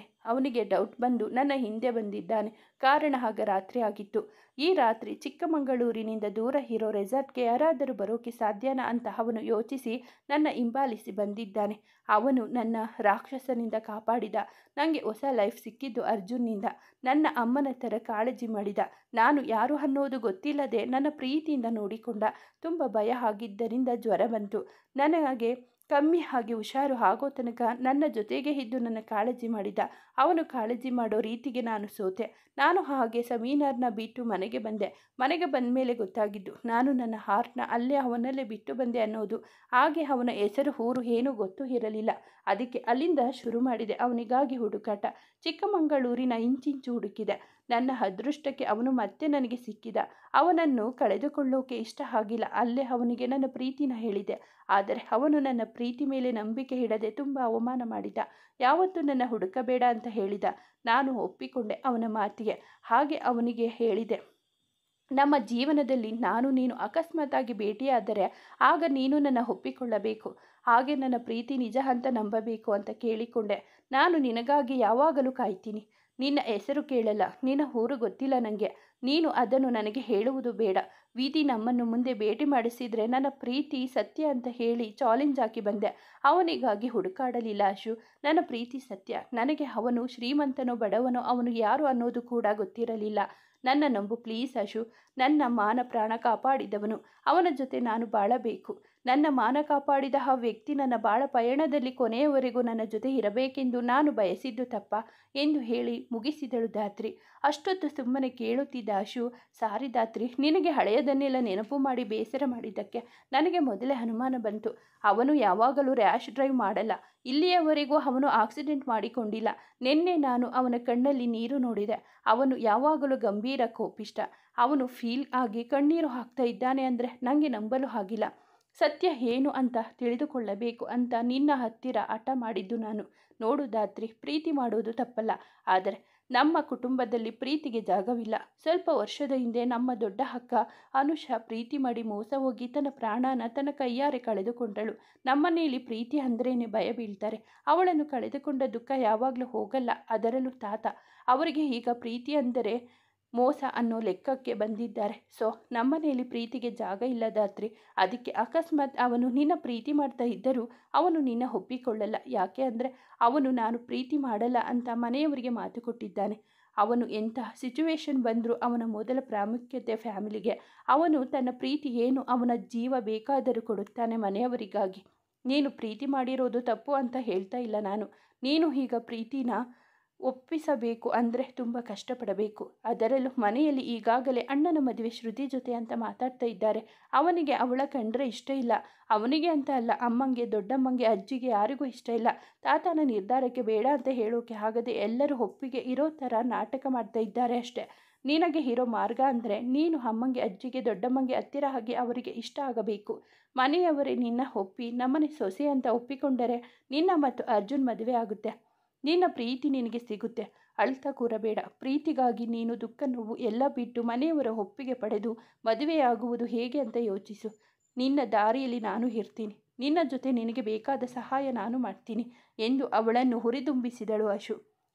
ಇದೆಲ್ಲ ಆಗುತ್ತಾ ಅಶು? ನಾನು ಪ್ರೀತಿಗಾಗಿ ಇದನ್ನೆಲ್ಲ ಮಾಡ್ತಾ ಇದ್ದೀನಿ ಅಂತ ಗೊತ್ತಾದರೆ ಮತ್ತೆ ನನಗೆ ನನ್ನ ಪ್ರೀತಿಗೆ ಅವಮಾನ ಆಗಲ್ವಾ ಅಶು ಎಂದು ಚಿಕ್ಕ ಮಗು ಥರ ಮಾಡಿ ಕೇಳಿದಳು ಧಾತ್ರಿ. ನೋಡು ಧಾತ್ರಿ, ನೀನು ಆ ಮನೆ ಸೊಸೆಯಾಗುವವಳು. ಒಂದು ಮನೆಗೆ ಸೊಸೆಯಾಗಿ ಹೋಗಬೇಕು ಅಂದರೆ ಕೆಲವೊಂದು ಆಚಾರ ವಿಚಾರ ಶಾಸ್ತ್ರಗಳು ಅಂತ ಇರುತ್ತೆ. ನಿನಗೆ ಅಷ್ಟು ಸಂಸ್ಕಾರ ಇದೆ ಅಂತ ನನಗೆ ಗೊತ್ತು. ನೀನೇನು ನಾಟಕ ಮಾಡ್ತಾ ಇರಲ್ವಲ್ಲ. ನಿನ್ನ ಪ್ರೀತಿ ನಿಜ ಆಗಿದ್ರೆ ನೀನು ಮಾಡೋ ಕೆಲಸ ನಿನ್ನ ಕೈ ಹಿಡಿಯುತ್ತೆ. ನೀನು ಮಾಡೋ ಕೆಲಸ ಮೋಸ ಇಲ್ಲದೇನೆ ನಿಷ್ಕಲ್ಮಶ ಆಗಿದ್ದರೆ ನೀನು ಹೇಗೋ ದಾರಿ ಸುಗಮ ಆಗುತ್ತೆ. ನೀನು ಹೋಗೋ ದಾರಿ ಒಳ್ಳೆಯದು ಆಗಿದ್ದರೆ ನಿನಗೆ ಒಳ್ಳೆಯದಾಗುತ್ತೆ. ನಿನಗೆ ಬೇಕಾಗಿರೋದು ಸಿಗುತ್ತೆ. ಅರ್ಥ ಆಯ್ತಾ ನಾನು ಹೇಳಿದ್ದು? ಬಾ, ಈಗ ಅರ್ಜುನ್ ಮಾತನಾಡಿಸುವಂತೆ ಎಂದು ಹೇಳಿ ಅಶು ಅವಳನ್ನು ಒಳಗಡೆ ಕರೆದುಕೊಂಡು ಹೋದಳು. ಅಶು ಧಾತ್ರಿಯ ಕೈ ಹಿಡಿದು ಒಳಗಡೆ ಕರೆದುಕೊಂಡು ಹೋದಳು. ಮನೆಯ ಎಲ್ಲರಿಗೂ ಪರಿಚಯ ಮಾಡಿಕೊಟ್ಟಳು. ಎಲ್ಲರಿಗೂ ಧಾತ್ರಿ ಕಾಲಿಗೆ ಬಿದ್ದು ಆಶೀರ್ವಾದ ಪಡೆದುಕೊಂಡು ಅರ್ಜುನ್ ಎದುರಿಗೆ ಹೋಗಿ ನಿಂತಳು. ಅವನು ಕಿರುನಗೆ ನಕ್ಕ. ಸಣ್ಣಗಿನ ಧ್ವನಿಯಲ್ಲಿ, ಈಗ ಹೇಗಿದ್ದೀಯಾ? ತುಂಬ ನೋವಿದ್ಯಾ ಎಂದು ಅವನನ್ನು ವಿಚಾರಿಸಿದಳು. ಅವಳ ಮಾತಿಗೆ ಅವನು ಸ್ವಲ್ಪ ನೋವಿದೆ ಎಂದು ಹೇಳಿ ಎಲ್ಲ ಫ್ರೆಂಡ್ಸ್ ಕೂಡ ಅಲ್ಲಿ ಇದ್ದರು. ಅವರ ಜೊತೆ ಮಾತನಾಡಿದ. ಅನಿತಾ ಮನೆಯಿಂದ ಎಲ್ಲರಿಗೂ ತಿಂಡಿ ತಂದಳು. ಎಲ್ಲರಿಗೂ ಧಾತ್ರಿ ಬಡಿಸಿದಳು. ಹಾಗೆ ಒಂದು ಪ್ಲೇಟ್ ಹಾಕಿಕೊಂಡು ಹೋಗಿ ಅರ್ಜುನನ್ನು ಎಬ್ಬಿಸಿ ಅವನಿಗೆ ತಿನ್ನಿಸಲು ನಿಂತಳು. ಅವನು ಬೇಡ ಅಂದರೂ ಕೇಳದೆ ಅವನ ಬಾಯಿಗೆ ತುತ್ತು ಇಟ್ಟಳು. ನೀನೇನೆ ನನ್ನ ಪ್ರೀತಿ ಒಪ್ಪಿಕೊಂಡಿದ್ದರೆ ಆರಾಮಾಗಿ ಓಡಾಡಿಕೊಂಡು ಇರಬಹುದಿತ್ತು. ನೀನೇ ನೋಡು, ನಿನ್ನ ಕೈಯಾರೆ ಮಾಡಿಕೊಂಡೆ ಎಂದು ಅವನನ್ನು ರೇಗಿಸಿದಳು. ಹಾಗಾದರೆ ನೀನೇ ಬೇಕು ಅಂತ ಮಾಡಿದ್ದೆ ಹೀಗೆ? ಹಾಗಾದರೆ ನೀನು ಎಲ್ಲೋ ಶಾಪ ಹಾಕಿರಬೇಕು ನನಗೆ, ಕಾಲು ಮುರೀಲಿ ಅಂತ ಎಂದ. ಅವನ ಮಾತಿಗೆ ನಕ್ಕಳು ಧಾತ್ರಿ. ನಕ್ಕಾಗ ಅವಳ ಕೆನ್ನೆಯಲ್ಲಿ ಬೀಳುವ ಗುಳಿ ನೋಡಿ, ಯಪ್ಪ, ಇದು ಬೇರೆ ನನ್ನ ಮನಸ್ಸಿನ ತಾಳ ತಪ್ಪಿಸಲು ಕಾಯ್ತಾ ಇದೆ. ಹುಷಾರು ಅರ್ಜುನ್ ಎಂದು ಮನದಲ್ಲಿ ಹೇಳಿಕೊಂಡ. ಅವಳ ಮುಖವನ್ನು ನೋಡುತ್ತಾ ಅವಳು ಕೊಟ್ಟ ತುತ್ತನ್ನು ತಿನ್ನುತ್ತಿದ್ದ. ಅವರ ಜೋಡಿ ನೋಡಿ ಎಷ್ಟು ಮುದ್ದಾಗಿದೆ ಎಂದು ಹೇಳಿದನು ಸಂದೀಪ್. ಅವನ ಮಾತಿಗೆ ಎಲ್ಲರೂ ಆ ಜೋಡಿಯ ಕಡೆ ದೃಷ್ಟಿ ನೆಟ್ಟರು. ಅಬ್ಬ, ಅದೆಷ್ಟು ಮುದ್ದಾಗಿದೆ ಈ ಜೋಡಿ ಎಂದು ಹುಬ್ಬೇರಿಸಿದರು ಅನ್ನಪೂರ್ಣೇಶ್ವರಿಯವರು. ಅಲ್ವಾ ಅತ್ತೆ, ನಮ್ಮದೇ ದೃಷ್ಟಿ ಆಗುತ್ತೇನೋ ಅನ್ನುವಷ್ಟು ಮುದ್ದಾಗಿದೆ ಜೋಡಿ ಎಂದು ತಮ್ಮ ಮಾತನ್ನು ಸೇರಿಸಿದರು ಮಂಜುಳಾ. ಯಾರ ಜೊತೆಗೂ ಸಲಿಗೆ ತೋರಿಸಲ್ಲ ಇವನು. ಹಾಗೆ ಯಾರಲ್ಲೂ ಜಾಸ್ತಿ ಮಾತನಾಡುವುದಿಲ್ಲ ಅಜ್ಜು. ಆದರೆ ಧಾತ್ರಿ ಹತ್ತಿರ ಇಷ್ಟೊಂದು ನಗ್ತಾ ಮಾತಾಡ್ತಾ ಇರೋದನ್ನು ನೋಡಿದರೆ ಆಶ್ಚರ್ಯ ಆಗುತ್ತೆ ಎಂದಳು ಅನು. ನನಗೂ ಹಾಗೆ ಅನಿಸ್ತಾ ಇದೆ. ಅವನು ತುಂಬ ಕ್ಲೋಸ್ ಇರೋದು ಅಶು ಹತ್ರ ಮಾತ್ರ. ನಿನ್ನೆ ಮೊನ್ನೆ ಪರಿಚಯ ಆದ ಹುಡುಗಿನ ಇಷ್ಟೊಂದು ಹಚ್ಚಿಕೊಂಡಿದ್ದಾನೆ ನನ್ನ ಮಗ ಅಂದರೆ ನನಗೂ ನಂಬೋಕೆ ಆಗ್ತಾ ಇಲ್ಲ ಎಂದರು ಶರದಿ. ನಿಮಗೆ ಗೊತ್ತಿಲ್ಲದೆ ಇರೋದು ಇನ್ನೂ ತುಂಬ ಇದೆ ಬಿಡಿ. ನನಗೂ ಈಗಷ್ಟೇ ಗೊತ್ತಾಯಿತು ಎಂದು ಗೊಣಗಿದಳು ಅಶು. ಇವಳೊಬ್ಬಳು ಯಾವಾಗ ನೋಡಿದರೂ ಗೊಣಗ್ತಾ ಇರ್ತಾಳೆ ಎಂದು ಬೈದರು ಅನ್ನಪೂರ್ಣೇಶ್ವರಿಯವರು. ಅರ್ಜುನ್ ಮತ್ತು ಧಾತ್ರಿಗೆ ಇದ್ಯಾವುದರ ಪರಿವೇ ಇಲ್ಲದಂತೆ ಮಾತನಾಡುತ್ತಾ ಇದ್ದರು. ಅವನಿಗೆ ಪೂರ್ತಿ ತಿನ್ನಿಸಿ ಕೈ ತೊಳೆದು ಬಂದಳು ಧಾತ್ರಿ. ಡಾಕ್ಟರ್ ಬಂದು ಅವನನ್ನು ಮನೆಗೆ ಕರೆದುಕೊಂಡು ಹೋಗಬಹುದೆಂದು ಹೇಳಿ ಹೋದರು. ಅವನನ್ನು ಮನೆಗೆ ಕರೆದುಕೊಂಡು ಹೊರಟರು. ಮಹೇಶ್, ಶರದಿ, ಮಂಜುಳಾ, ಅನ್ನಪೂರ್ಣೇಶ್ವರಿ, ಅಶು, ಅನು, ಅರ್ಜುನ್ ಒಂದು ಕಾರಲ್ಲಿ ಹೋದರು. ಚಾರ್ವಿ ಮತ್ತು ಧಾತ್ರಿಯ ಗಾಡಿಯಲ್ಲಿ ಹೊರಟರು. ಸಂದೀಪ್, ಶರತ್, ಭರತ್ ಮನೆಗೆ ಹೋದರು. ಧಾತ್ರಿ ಮೊದಲ ಸಾರಿ ರಾಯರ ಹಟ್ಟಿಗೆ ಬಂದಿರುವುದರಿಂದ ಆ ಮನೆ ಸೊಬಗಿಗೆ ಬೆರಗಾದಳು. ರಾಯರ ಮೂರ್ತಿ, ಹೂತೋಟ ಎಲ್ಲವೂ ಅವಳಿಗೆ ಇಷ್ಟವಾಯಿತು. ಮನೆಗೆ ಬಂದ ಮಗನಿಗೆ ಆರತಿ ಎತ್ತಿ ಬರಮಾಡಿಕೊಂಡರು ಮಂಜುಳಾ ಮತ್ತು ಶರದಿ. ಅಶು ಧಾತ್ರಿಗೆ ಮನೆಯವರ ಪರಿಚಯ ಜೊತೆ ಮನೆಯ ಪರಿಚಯ ಮಾಡಿಕೊಡ್ತಿದ್ದಳು. ಕೊನೆಯದಾಗಿ ಅರ್ಜುನ್ ರೂಮ್ಗೆ ಕರೆದುಕೊಂಡು ಹೋದಳು. ಅರ್ಜುನ್ ಮಲಗಿದ್ದನು. ಅವನಿಗೆ ಬಾ ಎಂದು ಹೊರಡಲು ತಯಾರಾದಳು ಧಾತ್ರಿ. ಅಶು ಫೋನ್ ಬತ್ತೆಂದು, ಸರಿ ಬಾ ಕೆಳಗಡೆ ಹೋಗೋಣ ಎಂದು ಧಾತ್ರಿಯನ್ನು ಕರೆದು ಹೊರಗಡೆ ಹೊರಟು ಹೋದಳು. ಅವಳ ಹಿಂದೆ ಹೊರಟವಳ ಕೈ ಹಿಡಿದೆಳೆದನು. ಅವನ ಎದೆ ಮೇಲೆ ಹೋಗಿ ಬಿದ್ದಳು ಧಾತ್ರಿ. ಇಬ್ಬರ ಕಣ್ಣುಗಳು ಬೆರೆತವು. ಅವನು ಅವಳ ಕಣ್ಣುಗಳನ್ನು ನೋಡುತ್ತಾ ಕಳೆದೇ ಹೋಗಿದ್ದ. ಮೊದಲು ಎಚ್ಚೆತ್ತ ಧಾತ್ರಿ, ಪ್ರೀತಿ ಇಲ್ಲ ಅಂತ ಹೇಳಿ ಈಗ ಈ ಥರ ಎಳೆದು ಹೀಗೆ ಮಲಗಿಸಿಕೊಂಡಿರೋದು ಯಾಕೆ ಎಂದು ಹೇಳಿದಳು. ಅವಳು ಆಗಂದಾಗ ಅವನಿಗೆ ತಾನು ಅವಳನ್ನು ಹಿಡಿದಿರುವುದು ಗೊತ್ತಾಗಿ, ಅಮ್ಮ ನೋವಾಗ್ತಿದೆ ಗೊತ್ತಾ, ನಾನು ಜಸ್ಟ್ ನಿನ್ನ ಕೈ ಹಿಡಿದೆ ಅಷ್ಟೆ, ನೀನು ಈ ಥರ ಮೈಮೇಲೆ ಬೀಳೋದಾ? ಅದು ನಾನು ಪೇಷಂಟ್ ಅಂತ ಗೊತ್ತಿದ್ದು ಕಾಲು ಮುರಿದೆ, ಇನ್ನು ಸೊಂಟನೂ ಮುರಿದು ಪರ್ಮನೆಂಟ್ ಮಂಚಕ್ಕೆ ಫಿಕ್ಸ್ ಮಾಡಿಸಿ ಬಿಡೋಣ ಅನ್ನೋ ಪ್ಲ್ಯಾನ್ ನಿಂದು ಅಲ್ವಾ? ಗೊತ್ತಾಗೋಯ್ತು ನನಗೆ ನಿನ್ನ ಪ್ಲ್ಯಾನ್ ಎಳೆದಿದ್ದು ನೀನು. ಅದಕ್ಕೆ ಸ್ಲಿಪ್ಪಾಗಿ ಬಿದ್ದೆ ನಾನು. ನಿನ್ನ ಮೈ ಮೇಲೆ ಬಿದ್ದೆ. ನನ್ನ ಪುಣ್ಯ. ಇಲ್ಲ ಅಂದಿದ್ರೆ ಸೊಂಟ ಮುರಿತಿತ್ತು ನಂದು, ನಿಂದೆಲ್ಲ ಆಯಿತಾ? ಸರಿ, ಈ ಥರ ಎಳೆದಿದ್ಯಾಕೆ ಅಂತ ಹೇಳು. ನಾನು ಮನೆಗೆ ಹೋಗಬೇಕು. ಲೇಟಾದರೆ ಅಮ್ಮ ಹುಗಿತಾರೆ. ಅದು ಧಾತ್ರಿ ಎಂದು ರಾಗ ಎಳೆಯುತ್ತಿದ್ದವನಿಗೆ ಅದೇನು ಅಂತ ಹೇಳಿದರೆ ಸರಿ ಇವಾಗ ಎಂದು ಗದರಿಸಿದಳು. ಏನು ಮಾಡ್ತೀಯಾ? ಏನು ಮಾಡೋಕ್ಕೆ ಸಾಧ್ಯ ನಿನ್ನ ಹತ್ತಿರ? ನನಗೆ ಕೋಪ ಬಂದರೆ ಸುಟ್ಟು ಹೋಗ್ತೀಯಾ? ನೆನಪಿರಲಿ ಎಂದನು. ಆ ಸುಡ ಕೋಪನ ತಣ್ಣಗೆ ಮಾಡೋದು ಹೇಗೆ ಅಂತ ನನಗೆ ಗೊತ್ತು ಅರ್ಜುನ್ ಅವರೇ ಎಂದಳು. ಹೋ ಹಾಗೋ, ಅದೇನು ಅಂತ ಕೇಳಬಹುದೇ ನಾನು ಎಂದನು. ಅದು ಹೇಳುವಂಥದ್ದು ಅಲ್ಲ. ಈಗ ಅದು ಬಿಡು, ಇನ್ನೊಂದು ಸಲ ಕೋಪ ಬಂದಾಗ ಗೊತ್ತಾಗುತ್ತೆ ನಿನಗೆ. ನಾನು ಹೊರಡ್ತೀನಿ, ಹುಷಾರು ಎಂದಳು. ಸರಿ ಹೋಗು, ನಾನು ಬೇಡ ಅಂದಿಲ್ಲ ಎಂದನು. ಯಾಕೆ, ನಾನು ಹೋಗೋದು ಇಷ್ಟ ಇಲ್ವಾ? ನನ್ನ ಇನ್ನೂ ಹಾಗೆ ಎದೆ ಮೇಲೆ ಮಲಗಿಸಿಕೊಂಡಿದ್ಯಾ? ಏನು ಸಮಾಚಾರ ಸಾಹೇಬ್ರೆ ಎಂದು ಕಣ್ಣೊಡೆದಳು. ನಾನು ಬಿಡಬೇಕು ಅಂದರೆ ತಾವು ನಾಳೆನೂ ಬರಬೇಕು ಎಂದನು. ಯಾಕೆ? ಅವಳ ಮುಖ ನೋಡಿ ಅದು ನನಗೂ ಬೇಜಾರು. ಒಬ್ಬರೇ ಕೂತಿರಬೇಕು ಅಲ್ವಾ? ನೀನು ಕೋತಿ ಥರ ಇದ್ದೀಯ. ಸ್ವಲ್ಪ ನಮ್ಮನ್ನು ಎಂಟರ್ಟೈನ್ಮೆಂಟ್ ಮಾಡಿದರೆ ಬಡ ಜೀವ ಸ್ವಲ್ಪ ಹೊತ್ತು ಟೈಮ್ ಪಾಸ್ ಮಾಡುತ್ತಾ ಇತ್ತು ಅಂತ ಹೇಳಿ ಕಣ್ಣೊಡೆದನು. ನಾನು ಕೋತಿನಾ? ನಾನು ನಾಳೆ ವಿಚಾರಿಸ್ತೀನಿ ನಿನ್ನ.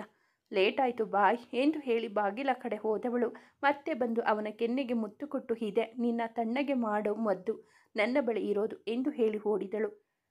ಕ್ಷಣಾರ್ಧದಲ್ಲಿ ಸಿಕ್ಕ ಸಿಹಿ ಲಡ್ಡುವಿಗೆ ಅವನ ಮನಸ್ಸು ಉಲ್ಲಸಿತವಾಯಿತು. ಕೆನ್ನೆಯನ್ನು ಸವರಿಕೊಂಡು ತನ್ನೊಳಗೆ ನಗುತ್ತಾ, ಮುದ್ದು ಕಣೆ ನೀನು ಇರೋ ಪ್ರತಿಕ್ಷಣ ನಾನು ಖುಷಿಯಾಗಿ ಇರ್ತೀನಿ. ನನ್ನ ಖುಷಿ ನಗು ಎಲ್ಲವೂ ನೀನೇ ಹಿತ.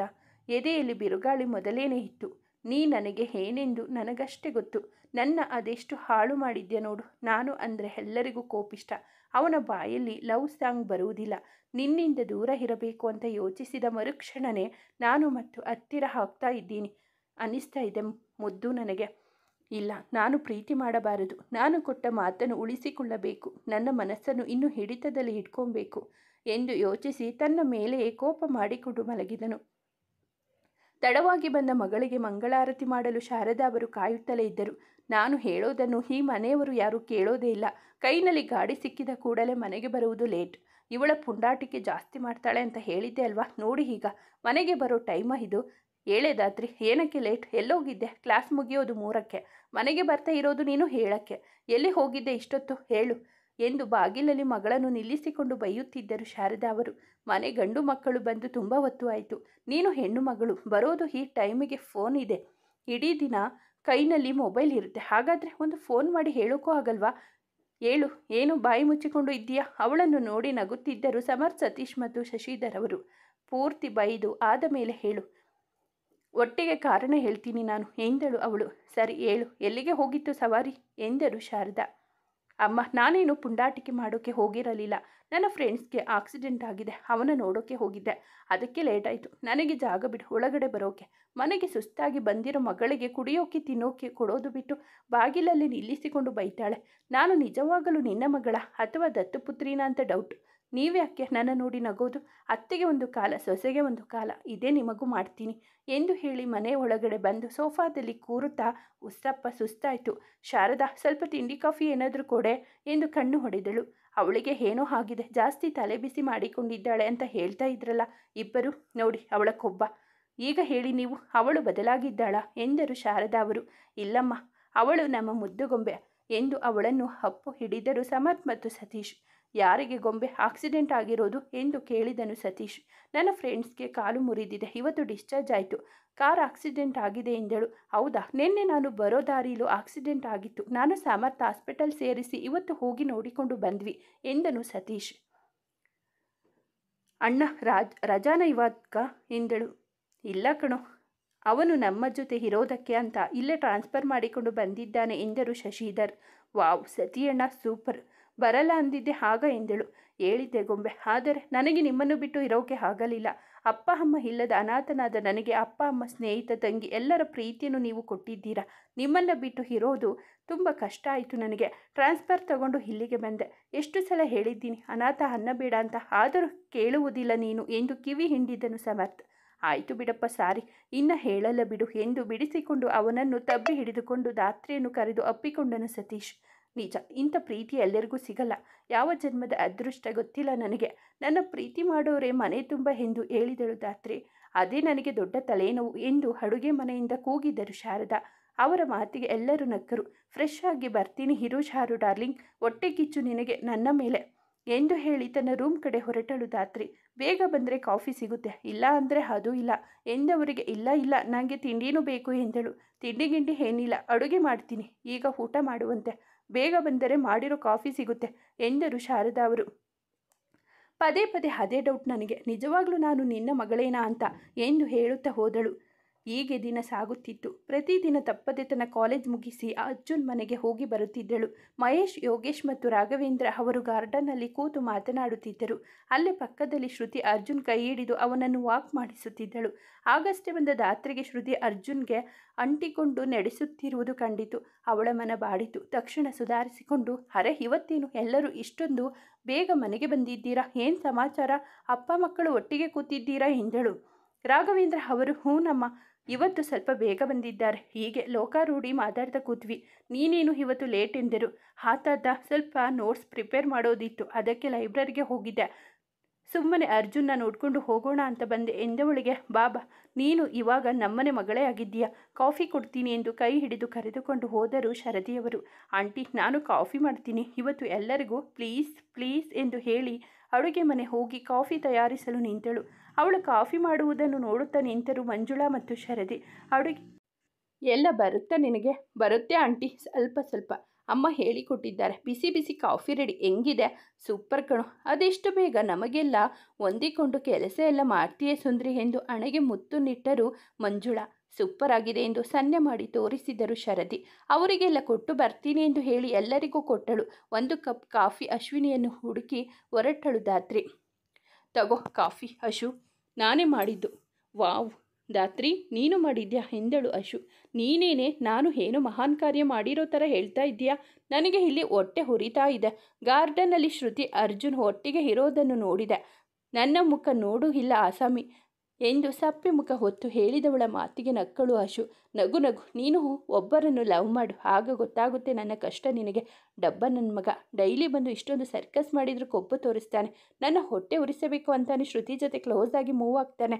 ಅದು ನನಗೆ ಗೊತ್ತಾಗಲ್ಲ ಅಂತ ಅಂದ್ಕೊಂಡಿದ್ದಾನೆ. ಇದೇ ಅವನಿಗೆ ಎಂದು ಹೇಳಿದವಳ ಮಾತು ಕೇಳಿ ಹೊಟ್ಟೆ ಹಿಡಿದು ನಗಲು ಶುರು ಮಾಡಿದಳು ಅಶು. ನಗ್ತೀಯಾ? ಇರು ಮಾಡ್ತೀನಿ ನಿನಗೆ ಎಂದು ಹೇಳಿ ಅವಳನ್ನು ಹಟ್ಟಿಸಿಕೊಂಡು ಹೋದಳು ಧಾತ್ರಿ. ಆಗಲ್ಲ ಕಣೆ, ಸುಸ್ತು ಆಯಿತು ಎಂದು ಇಬ್ಬರು ಕೂತರು. ಯಾಕೆ ಅವನು ಸಾಲದು ಅಂತ ನೀನು ಹೊಟ್ಟೆ ಉರಿಸೋಕೆ ಶುರು ಮಾಡಿದ್ಯಾ? ಪಾಪ ನಾನು ಗೊತ್ತಾ ಎಂದಳು. ಏನು ಅರ್ಜುನ್ ಮೇಲೇನೆ ಅನುಮಾನ ನಿನಗೆ ಎಂದು ಧಾತ್ರಿ ಗಲ್ಲ ಹಿಡಿದು ಮೆಲ್ಲಗೆ ಅಲುಗಾಡಿಸಿ ಕಣ್ಣು ಹೊಡೆದಳು ಅಶು. ಹಾಗೆ ಮುಂದುವರಿಸಿ, ಸದ್ಯ ಶ್ರುತಿ ಅಪ್ಪ ಅಮ್ಮ ಬಿಸ್ನೆಸ್ ಅಂತ ಬೇರೆ ಕಡೆ ಹೋಗಿದ್ದಾರೆ ಕಣೆ. ಅವಳನ್ನು ನಮ್ಮ ಮನೆಯಲ್ಲಿ ಬಿಟ್ಟು ಹೋಗಿದ್ದಾರೆ. ತನ್ನನ್ನು ಎಲ್ಲರೂ ವಿಚಾರಿಸ್ಕೊಬೇಕು ಅನ್ನೋ ಬುದ್ಧಿ ಅವಳದ್ದು. ಆದರೆ ಅವಳ ಅಪ್ಪ ಸ್ವಲ್ಪ ಹಣ ಅಂತಸ್ತು ಅನ್ನೋ ಪ್ರತಿಷ್ಠೆ ಇರೋ ವ್ಯಕ್ತಿ. ನಮ್ಮನೆಗೆ ತುಂಬ ಅಂದರೆ ತುಂಬ ಪರಿಚಯದವರು. ಹಣ ಪ್ರತಿಷ್ಠೆ ಅನ್ನೋ ಸಾಮ್ರಾಜ್ಯದಲ್ಲಿ ಬೆಳೆದವಳಿಗೆ ನಿಜವಾದ ಪ್ರೀತಿ ಸ್ನೇಹದ ಬೆಲೆ ಗೊತ್ತಿಲ್ಲ. ಅಪ್ಪ ಹೇಳಿದ್ದನ್ನು ಚಾಚು ತಪ್ಪದೆ ಮಾಡ್ತಾಳಷ್ಟೆ ಎಂದಳು ಅಶು. ನನಗೆ ಶ್ರುತಿ ಇನ್ನು ಏನು ಅರ್ಥ ಆಗ್ತಿಲ್ಲ. ಕೆಲವೊಂದು ಸಲ ಅವಳು ಒಳ್ಳೆಯವಳು ಅಂತ ಅನಿಸಿದ್ರು, ಕೆಲವೊಂದು ವಿಷಯದಲ್ಲಿ ಅವಳು ಏನು ಅಂತ ಗೊತ್ತಾಗಲ್ಲ. ನನಗೆ ಅವಳ ಬಗ್ಗೆ ಅಸೂಹೆ ಇಲ್ಲ. ಹಣ ಮನುಷ್ಯನ ಏಳಿಗೆಗೆ ಕಾರಣ ಆಗುತ್ತೆ. ಹಾಗೆ ಅದೇ ಹಣ ಕೆಲವೊಂದು ಸಲ ಮನುಷ್ಯನ ಅವನತಿಗೂ ಕಾರಣ ಆಗಿರುತ್ತೆ. ಅದಕ್ಕೆ ನನಗೆ ಹಣ ಅಂತಸ್ತು ಇದಕ್ಕಿಂತ ಸಂಬಂಧಗಳು ಇಷ್ಟ. ಬೇಕು ಅಂದಾಗ ಸುಲಭವಾಗಿ ಸಿಗೋ ವಸ್ತು ಕೊಡೋ ಖುಷಿಗಿಂತ ಕಷ್ಟಪಟ್ಟು ಪಡೆದುಕೊಳ್ಳೋ ವಸ್ತು ನಮಗೆ ತುಂಬ ಖುಷಿ ತಂದು ಕೊಡುತ್ತೆ. ಆ ಖುಷಿ ಅನುಭವಿಸಬೇಕು ಅಂದರೆ ಆ ವಸ್ತು ಎಷ್ಟು ಮುಖ್ಯ ಅನ್ನೋದು ನಮಗೆ ಗೊತ್ತಿರಬೇಕು. ಅದೇ ಥರ ಸಂಬಂಧಗಳು. ಈ ಸ್ನೇಹ ಪ್ರೀತಿ ಅನ್ನೋದು ಜೀವನದಲ್ಲಿ ನೆಮ್ಮದಿ ಖುಷಿನ ತಂದು ಕೊಡುತ್ತೆ. ಆದರೆ ಆ ಸಂಬಂಧಗಳು ನಿನಗೆ ಎಷ್ಟು ಮುಖ್ಯ, ಅವುಗಳಿಗೆ ಎಷ್ಟು ಬೆಲೆ ನೀನು ಕೊಡ್ತೀಯಾ ಅನ್ನೋದು ನಿನಗೆ ಗೊತ್ತಿರಬೇಕು. ಜೀವನದಲ್ಲಿ ಆಕಸ್ಮಿಕವಾಗಿ ಸಿಕ್ಕ ಸಂಬಂಧ ನನಗೆ ಈ ಮನೆ. ನನಗೆ ಇಲ್ಲಿರೋರು ತುಂಬ ಇಷ್ಟ. ನನ್ನ ಅರ್ಜುನ್ ಪ್ರೀತಿ ಮಾಡ್ತೀನಿ ನಿಜ. ನನಗೆ ಅರ್ಜುನ್ ಪ್ರೀತಿಯಷ್ಟೇ ಮುಖ್ಯ, ಈ ಮನೆಯವರ ಮನಸ್ಸು ಕೂಡ. ಅವರ ಮನಸ್ಸಿಗೆ ನೋವು ಮಾಡಿ ನನ್ನ ಪ್ರೀತಿನ ಪಡ್ಕೊಳ್ಳೋಕೆ ನನಗೆ ಇಷ್ಟ ಇಲ್ಲ. ಮುಂದುವರಿಯುವುದು. ಸ್ನೇಹಿತರೆ, ಈ ಕಥೆ ನಿಮಗೆ ಇಷ್ಟವಾಗಿದ್ದರೆ ದಯವಿಟ್ಟು ಒಂದು ಲೈಕ್ ಮಾಡಿ, ನಮ್ಮ ಚಾನಲನ್ನು ಸಬ್ಸ್ಕ್ರೈಬ್ ಆಗಿ, ಪಕ್ಕದಲ್ಲಿರುವ ಬೆಲ್ ಬಟನ್ ಕ್ಲಿಕ್ ಮಾಡಿ, ನಿಮ್ಮ ಫ್ರೆಂಡ್ಸ್ ಆ್ಯಂಡ್ ಫ್ಯಾಮಿಲಿಗೆ ಕಥೆಯನ್ನು ಶೇರ್ ಮಾಡಿ. ನಿಮ್ಮ ಅನಿಸಿಕೆ ಅಭಿಪ್ರಾಯವನ್ನು ಕಾಮೆಂಟಲ್ಲಿ ತಿಳಿಸಿ. ಕಥೆಯನ್ನು ಕೇಳಿದ್ದಕ್ಕಾಗಿ ಧನ್ಯವಾದಗಳು.